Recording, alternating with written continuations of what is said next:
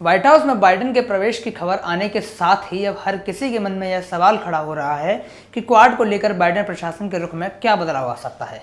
Quad सिर्फ भारत ही नहीं बल्कि जापान, ऑस्ट्रेलिया और खुद अमेरिका के वैश्विक राजनीति के केंद्र में है। ट्रंप प्रशासन के समय में अमेरिका ने क्वाड के माध्यम से ही विश्व की राजनीति पर अपना दबदबा कायम रखने की रणनीति बनाई थी। हालांकि अब बाइडेन के सत्ता में आने के बाद चीजें बदलती दिखाई दे रही हैं। जापान और भारत दोनों यह संदेश दे चुके हैं कि अगर अमेरिका की ओर से चीन के खिलाफ आक्रामकता दिखाने में कोई आनाकानी की जाती है तो ये दोनों देश क्वाड में मुख्य भूमिका निभाने से परहेज नहीं करेंगे। आसियान और पूर्वी एशियाई देशों में अब जापान और भारत ने अपनी कूटनीति को और तीव्र कर दिया है। जापान जहां एक तरफ उत्तर और दक्षिण कोरिया के साथ रिश्ते सामान्य करने पर ध्यान दे रहा है, तो हाल ही में फिलीपींस के साथ द्विपक्षीय वार्ता कर भारत भी आसियान पर अपना प्रभुत्व बढ़ाने की कोशिश करता दिखाई दे रहा है। उदाहरण के लिए बीते मंगलवार को जापानी प्रधानमंत्री योशिहिदे सुगा ने दक्षिण कोरिया के एक उच्चाधिकारी से बात कर आपसी मतभेद सुलझाने का आह्वान किया। दरअसल हाल ही में कोरिया की अदालत ने वर्ल्ड वॉर 2 में जापान द्वारा कोरिया के मजदूरों के मानवाधिकारों के उल्लंघन के मामले में जापानी सरकार को मुआवजा देने का फैसला सुनाया है, जिससे दोनों देशों के रिश्तों में तनाव देखने को मिला है।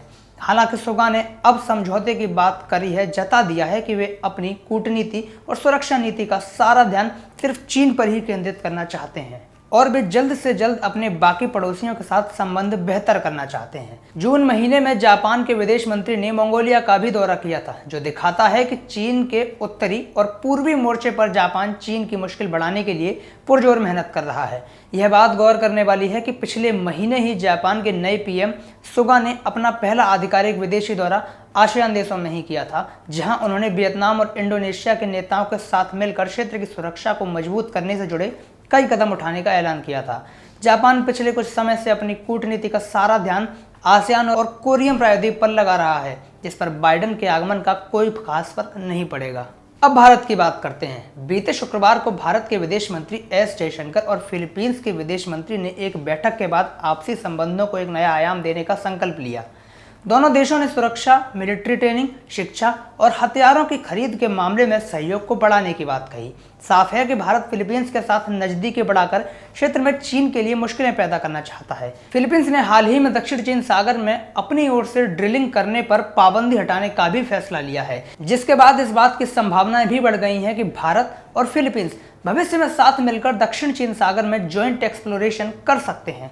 जापान और भारत अमेरिका के बाद क्वाड के सबसे महत्वपूर्ण सदस्य हैं। बाइडेन के नेतृत्व में अमेरिका चाहे दक्षिण चीन सागर और क्वाड के मामलों में दिलचस्पी लेना कम कर दे, लेकिन जापान और भारत अपने चीन विरोधी एजेंडे पर कायम रहेंगे। भारत और जापान की सक्रिय भागीदारी के कारण बाइडेन के लिए भी क्वाड से अपने हाथ पीछे खींचना इतना आसान नहीं रहने वाला है।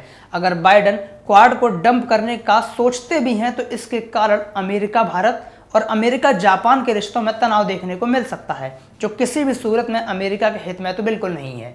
ऐसे में बाइडेन के आने के बाद अब क्वाड की ड्राइविंग सीट पर भारत और जापान बैठ सकते हैं और ऐसी स्थिति में बाइडेन के पास भी इन देशों का साथ देने के अलावा और कोई विकल्प होगा ही नहीं।